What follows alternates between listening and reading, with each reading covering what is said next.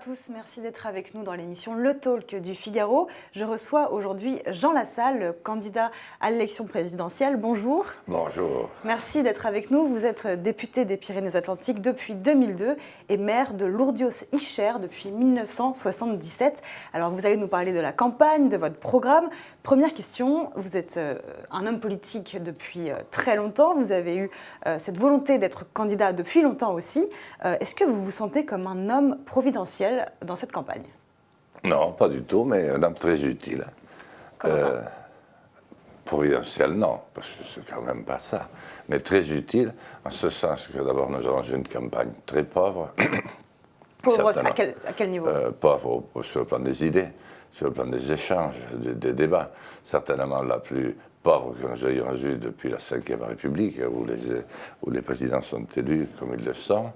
C'est une campagne au cours de laquelle nous n'avons pratiquement rien dit, sauf depuis les 15 derniers jours où ça s'est un petit peu animé. Et nous sommes totalement à côté de la plaque de ce que cherchent nos compatriotes. Est-ce que vous voulez dire que les candidats ne sont pas au niveau de l'enjeu présidentiel? Je crois que c'est plus complexe que ça. Je crois que c'est l'ensemble de la classe politique qui n'est pas au niveau. D'ailleurs, elle est devenue un théâtre d'ombre. À vrai dire, elle ne décide plus de rien ou de très peu de choses, ce qui fait qu'il y a une rupture très profonde entre le peuple et nous. Est-ce qu'il y a une personnalité politique passée ou présente qui vous inspire, qui vous guide dans cette campagne présidentielle? Le général de Gaulle. Le général de Gaulle. À part lui, personne d'autre? Oui, bien sûr. C'est un peu plus loin pour ceux qui nous écoutent, Georges Clemenceau. Et Jaurès. Clemenceau pour ce qu'il était et de Gaulle pour ce qu'ils ont été d'une France qui existait, et Jaurès pour ce qu'il a incarné d'humanité et de social. Alors Jean Lassalle, vous nous dites dans toutes les interviews que vous serez qualifié au second tour, vous en êtes sûr. Qu'est-ce qui vous fait dire ça? C'est difficile à l'expliquer parce que plus j'essaye de l'expliquer et moins on me comprend. Je comprends que c'est très difficile parce que j'ai à moi cette sérénité très difficile à obtenir, surtout chez moi, parce que je prépare ce que je fais souvent très longtemps à l'avance. On dit que c'est des foucades, que c'est des coups, la salle c'est un homme de coups, atypique, etc., qui a besoin de la lumière, sinon, etc. Ça vous agace, là, qu'on vous présente comme un homme pas très sérieux, finalement, dans cette campagne? Bon, vous savez, il faut tout accepter. Je savais en partant que je n'aurais pas un chemin de laurier, donc il faut accepter. Mais à vrai dire, je me suis présenté parce que je n'avais pas le choix. Donc pour en finir avec ce que je vous disais, toujours été présenté, donc de cette manière-là, mais devant la faiblesse du débat, je n'ai pas pu faire autrement que de me présenter, parce que notre pays est réellement à un tournant, ainsi d'ailleurs que l'Europe et l'Occident aient une certaine idée de la civilisation. Et vous sentez que votre message, que votre programme, il imprime dans l'opinion? Qu'est-ce que vous ressentez? C'est très ambivalent. À vrai dire, je suis un phénomène.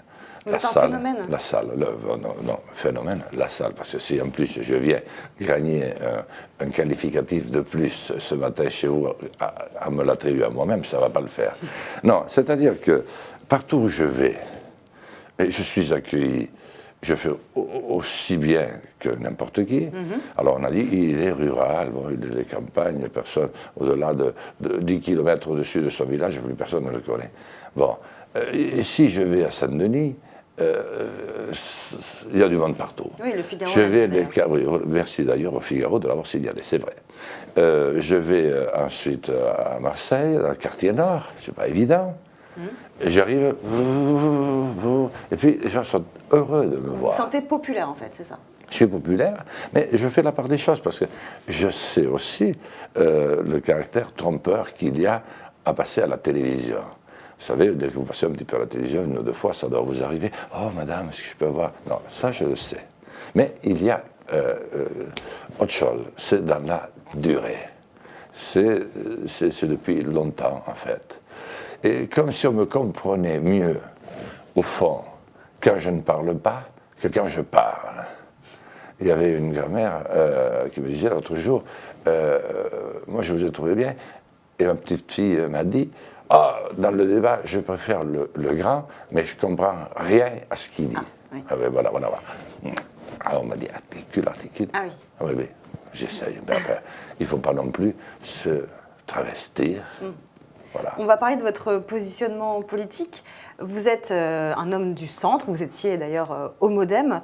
Dans l'opinion française, pourtant, on sent quand même un besoin de radicalité avec Marine Le Pen, Jean-Luc Mélenchon, qui sont actuellement bien placés dans les intentions de vote. Est-ce que ça peut marcher de tenir un programme, un positionnement modéré en 2017 ? Oh, vous savez, regardez le mien de près, il n'est pas très modéré non plus. Ça dépend. Regardez le mien de plus près, D'accord. vous verrez qu'il n'est pas si modéré. En fait, ce qui fait que je vais gagner, c'est que le mien est le plus adapté à notre temps. Il y a 20 ans, il ne l'aurait pas été. Dans 20 ans, il ne le sera pas. Aujourd'hui, il est pile ce qu'il faut, parce qu'il permet de trouver des solutions qu'on ne trouve pas, parce qu'on n'écoute pas, parce qu'on n'est pas en phase avec le peuple, avec les citoyens que l'on, vous savez. Et en même temps, le peu de littérature et d'histoire de mon pays, que j'ai de mon pays et du monde, le présent que je vis intensément, me permet d'entrevoir un futur. Et c'est ce qui est le plus difficile à trouver. Et il est simple. C'est-à-dire qu'il faut rassembler ce grand peuple qui est le nôtre. Donc vous disiez, Madame Le Pen, ils ne les liront pas, surtout qu'on ne fasse pas le jeu de tous ensemble contre Le Pen au second tour. Il n'y a rien qui indispose plus les Français que ça. Même des personnes qui n'ont pas voté pour elle, au premier tour, votent parce que les Français se disent, déjà, ils ne s'occupent plus de nous, en plus, ils nous donnent des ordres. Ça veut dire quoi? Au second tour, par exemple, s'il y a Emmanuel Macron face à Marine Le Pen, vous voterez pour qui? Et pour moi.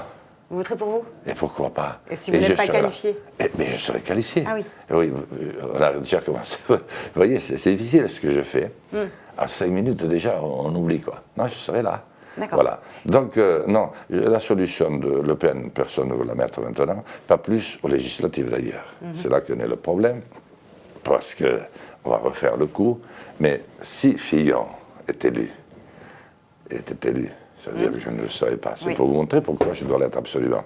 Bon, il va avoir une entrée catastrophique. Une entrée, comment ça? Catastrophique.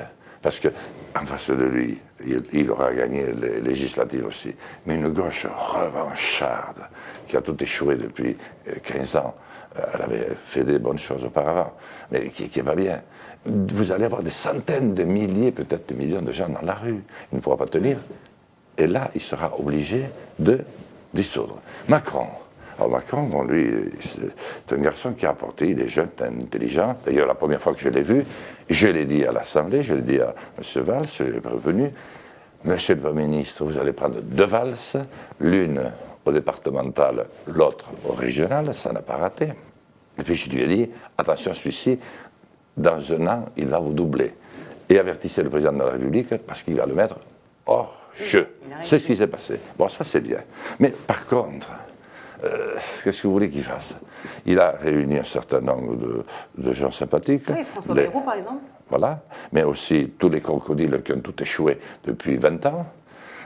Et puis, vous savez, il n'aura pas de majorité parce que les Républicains sont tellement fâchés de ne pas avoir gagné cette élection à cause d'une histoire de costume ou de je ne sais quoi, que du coup, ils vont élire une majorité républicaine.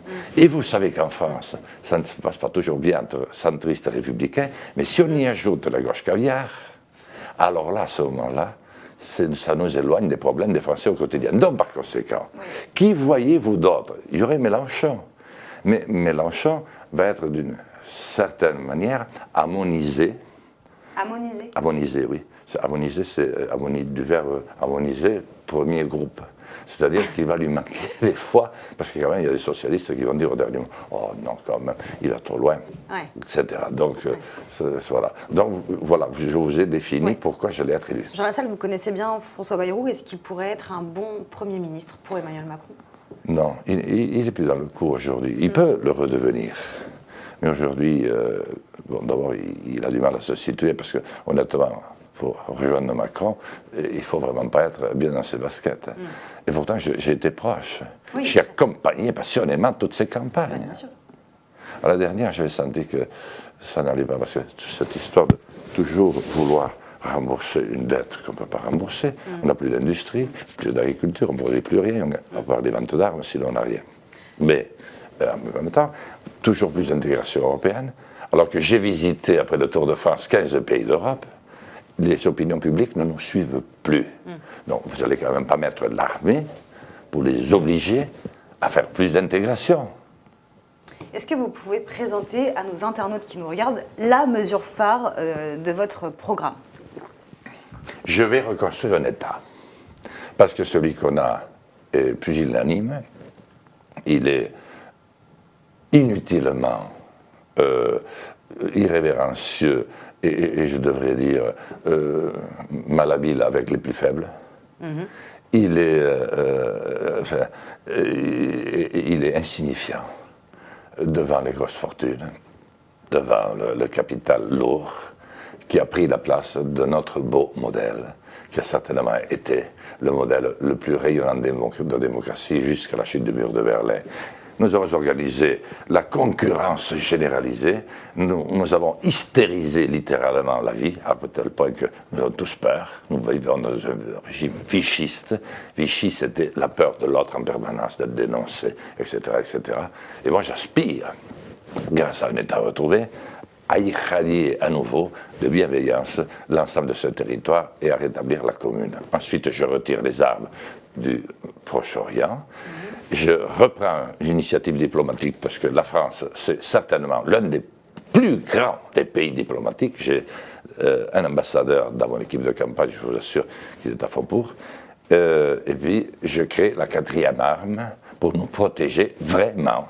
Parce qu'avec ce que nous avons, eh bien, nous ne sommes pas protégés du tout. Nous faisons croire, mais nous mentons une fois de plus. Jean Lassalle, est-ce que vous seriez favorable à l'interdiction des sondages dans une campagne, dans une élection présidentielle? Est-ce que les électeurs sont trop influencés, selon vous, par les sondages? Ils sont influencés par tout. D'abord, par toute chose. D'abord, notre inconséquence à nos politiques. Parce qu'au fond, qu'est-ce que nous disons? Qu'est-ce que nous disons de la vie de ceux qui sont à l'hôpital, de ceux qui sont dans une maison de retraite, de ceux qui ont peur de la justice et de ceux qui la rendent, de ceux qui cherchent un boulot et qui savent qu'ils ne le trouveront pas, de ceux qui ont tout perdu à 40 ans, à 45 ans, bon bref, je pourrais multiplier la liste, du paysan qui s'installe plus. Nous ne disons rien. Deuxièmement, ensuite, il y a les instituts de sondage, bien entendu, qui sont un petit peu le bras armé du choix que doit faire la dictature qui n'a ni visage, ni frontières, ni armée pour se maintenir au pouvoir. Il lui faut sélectionner les plus dociles d'entre eux. Et puis après, il y a la presse qui intervient, qui est juste devant la justice, c'est-à-dire introduite par Adélas du rejet. Il y a nous les politiques. Oui, et nous, ils ne peuvent pas nous voir. Ouais. Vous arrivez en second. Par la presse locale. C'est comme les maires. Ils sont aimés, mais ils ont peur qu'ils disparaissent. Je dis à vous, pas vous, madame, et vous, au contraire. Mais ensuite, il y a la justice, parce qu'on a peur de la justice. Ce qui n'empêche pas, ce qui montre d'ailleurs l'ambivalence de mettre votre belle-sœur au tribunal à la moindre occasion. Et puis, il y a les banques. Alors là, les banques, on n'en parle pas tellement, on est tremblant. Donc moi, j'ai besoin, tout simplement, de rassembler et de proposer une nouvelle approche. Dernière question avant de passer aux questions de nos internautes. Votre fils Thibault Lassalle, qui est un joueur de rugby, a dit dans une interview justement à la presse locale, à la Dépêche du Midi, « Cela ne me fait pas du tout rêver de devenir fils de président de la République ». Il explique que cette vie paraît très éloignée du quotidien des montagnards. Est-ce que vous êtes d'accord avec lui? Oui, il a raison. D'abord, c'est mon fils, donc il ne peut pas avoir tort. Et puis deuxièmement, nous sommes très très proches. Thibault est un combattant. Mais il n'a pas envie d'avoir un père président. Ça pose problème, oui, non? Oui, mais en même temps, il m'encourage. Nous nous téléphonons tous les jours. Lui aussi, c'est pas des choses faciles. Lui aussi, des fois, il est relégué à l'avant-dernière place. Puis après, il refait un bon match et il revient au sommet. Je comprends ce qu'il dit. C'est-à-dire, le décalage apparaît tellement immense entre le quotidien qu'il ne vit pas lui, parce qu'il est plutôt quand même parmi les privilégiés aujourd'hui, même si c'est très difficile. Et pour y arriver, c'est très difficile aussi. Et pour y rester aussi. Mais il voit le quotidien. Et puis, il voit le décalage qu'il y a entre le président et le peuple. Donc, il se dit, je ne souhaiterais surtout pas que mon père, un jour, incarne tel décalage, une telle incompréhension. C'est pour ça qu'il le dit, c'est parce qu'il m'aime. Moi aussi, je l'aime. Très bien. Merci beaucoup Jean Lassalle, merci à tous de nous avoir suivis. Maintenant, on accueille sur ce plateau Madeleine Métayer, journaliste politique au Figaro, qui va poser vos questions.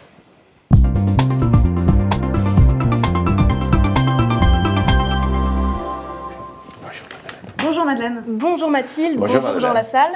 Bonjour Mathilde, je ne savais pas au début que vous appeliez Mathilde. Oui. Alors l'interview est très suivie par les internautes et il y a un mot qui revient très souvent, c'est le mot authenticité. Les gens soulignent à quel point vous êtes sympathique, à quel point vous êtes jovial, mais comment transformer cette sympathie dont vous jouissez dans l'opinion en sondage favorable à votre candidature? En sondage, j'y renonce. C'est impossible. Parce que même si je ne sais pas ce que je pourrais faire, même si j'arrivais, ce qui n'est pas du tout dans mes compétences, à transformer l'eau en vin, ça ne changerait pas. Ils m'ont mis à 0,5, je l'avais annoncé il y a 18 mois, ils m'ont fait monter à 1, ils me font redescendre à 0,5, c'est irrécupérable. Et en vote, en vote des électeurs? Ça, il n'y a que des électeurs qui vont le dire. Ça, il faut attendre 10 jours. Mais c'est pas un peu désespérant, à une semaine du premier tour, d'être à 0,5 jusqu'à 1 parfois dans les sondages? Non, parce que je leur porte à peu près la même estime que celle qu'ils me portent. À qui? Aux électeurs? Aux sondeurs d'opinion. Non, les électeurs, c'est autre chose. C'est Vous méprisez les instituts de sondage? Non, je ne méprise pas. Mais pour moi, ils n'ont pas d'importance. C'est de la merde. D'accord, très bien. Alors, on a des questions plus précises. On a la question de Norbert Tang qui demande ce que vous ferez avec le 49.3. Est-ce que vous le supprimerez? Est-ce que vous le maintiendrez? Est-ce que vous le réformerez? Non, je pense qu'il faut le garder parce qu'il y a quand même des décisions à prendre. C'est pour la raison pour laquelle on vote et on se donne autant de mal pour se faire élire. C'est qu'à un moment donné, il y a des décisions impérieuses à prendre.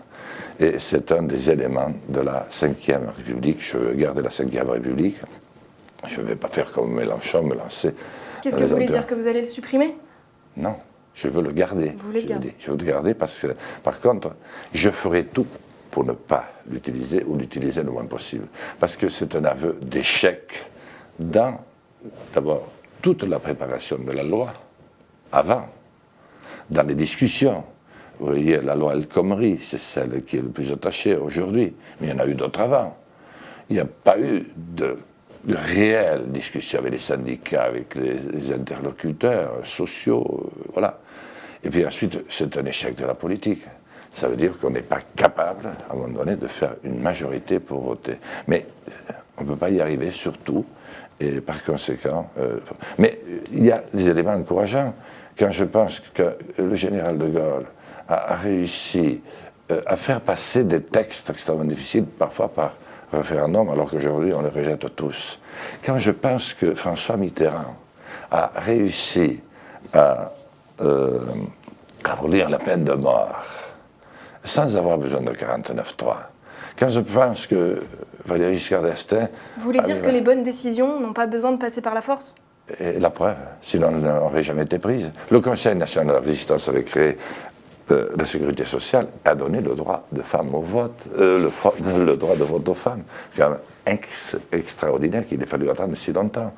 Et pourtant, vous voyez, il n'y avait pas de 49.3. Ce qui veut dire que ce n'est pas une fatalité, mais je ne peux pas l'enlever non plus, parce qu'il peut y avoir, à un moment, un blocage, mais sur une décision qui est pourtant indispensable. Voilà, je ne me couperai pas de ça. Une question de Maurice qui nous suit en direct sur Facebook. Est-ce que si vous êtes élu président de la République en mai, vous habiterez l'Élysée ou est-ce que vous resterez dans les Pyrénées-Atlantiques? Non, j'habiterai à l'Élysée, parce que c'est là que le peuple m'a désigné pour le représenter, pour l'incarner.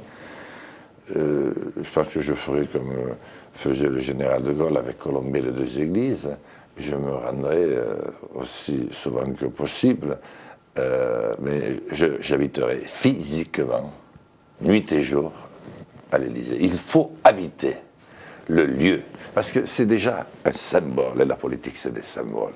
Les Français se sentent rassurés lorsque celui qu'ils ont choisi accepte d'habiter dans le lieu, surtout lorsqu'il est aussi solennel et symbolique que l'Élysée. Très bien. Et si jamais par hasard vous n'êtes pas au second tour, ce qui est... Voilà. Oui, je sais que vous pensez que ce n'est pas possible, mais au cas où, est-ce que vous accepteriez d'être le ministre d'un des candidats? Est-ce qu'il y a un candidat dont vous aimeriez être le ministre? Papa, qui n'était que berger et qui est en fait l'homme que j'ai le plus admiré au monde, dans ce bas monde, me avait toujours dit, et heureusement que je m'y suis tenu, ne poursuis jamais deux idées en même temps. Parce que tu vas te mêler et tu ne sauras plus qu'est-ce que tu fais. Je suis candidat à la présidence de la République. Je veux absolument être élu. Je vous en supplie. Regardez la réalité devant laquelle nous sommes. Les autres seront obligés de dissoudre. Les autres nous mettront dans un pétrin absolument invraisemblable, qui peut déclencher des rivières de sang, tellement les clivages sont grands. Je verrai par la suite. Mais heureusement que je n'ai jamais répondu à cette question de ma vie, parce que j'ai toujours gagné. D'accord. Vous dites rivière de sang, j'ai regardé une vidéo sur Combini, où vous dites ne pas savoir ce que c'est que la loi Hadopi, les perturbateurs endocriniens, vous dites GPM au lieu de GPA, et vous avez souvent des coups de sang avec des expressions parfois exagérées. Est-ce que c'est pas ça, les coups en politique, qui peuvent peut-être vous décrédibiliser? Oh, il y a plusieurs éléments qui me discréditent en politique. C'est évident. Qui rendent ma lecture peut-être plus difficile. Mais cela n'est-il pas arrivé à d'autres qui ne croyaient pas être les instruments du destin? Est-ce que vous avez vu, puisqu'on en a beaucoup parlé, comment on a traité le général de Gaulle des décennies durant? Ce qui n'a pas empêché d'ailleurs l'ennemi de s'inspirer de tout ce qu'il avait trouvé. Comment a-t-on traité des décennies durant Churchill? Écoutez, regardez l'histoire. Et Gandhi. Pourtant, il était originaire d'une riche famille, lui. Comment les a-t-on traités? On les a traités plus bas que terre. On fait souvent souffrir, et c'est nécessaire. Et on cherche vraiment à aller jusqu'au fond de celui qui, à un moment donné, doit accomplir une tâche difficile. Et c'est normal, il faut l'accepter.